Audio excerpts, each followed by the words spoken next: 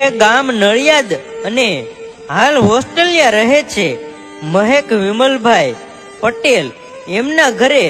જોગમાયા મેલડીએ પરચા પૂર્યા છે, જેને એમ કહેવાય છે કે સંતાન પ્રાપ્ત ન હતી, પણ જ્યારે જોગમાયા મેલડીના સ્થાનત્યમાં આવે છે અને જ્યારે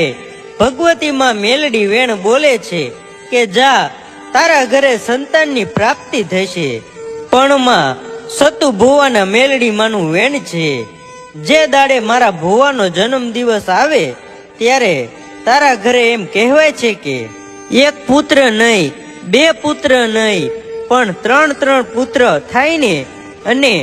એની તારીખ અને ટાઈમ હું મેલડી આપું, અને એ સમયે થાય તો માનજે કે સતુ ભુવાની મેલડી માએ માળવાળીએ આપ્યા છે. આવા તો અમૂલ્ય પરચા પૂર્યા છે માં મેલડીએ. ગામ નળિયાદ અને હાલ હોસ્ટેલિયા રહે છે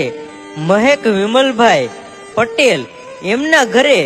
જોગમાયા મેલડીએ પરચા પૂર્યા છે, જેને એમ કહેવાય છે કે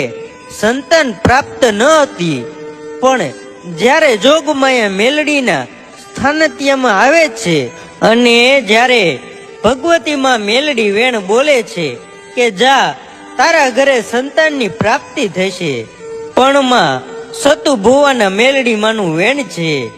જે દાડે મારા ભુવાનો જન્મ દિવસ આવે ત્યારે તારા ઘરે એમ કહેવાય છે કે એક પુત્ર નહીં, બે પુત્ર નહીં, પણ ત્રણ પુત્ર થાય ને, અને એની તારીખ અને ટાઈમ હું મેલડી આપું, અને એ સમયે થાય તો માનજે કે સતુ ભુવાની મેલડી માએ માળવાળીએ આપ્યા છે. આવા તો અમૂલ્ય પરચા પૂર્યા છે માં મેલડીએ.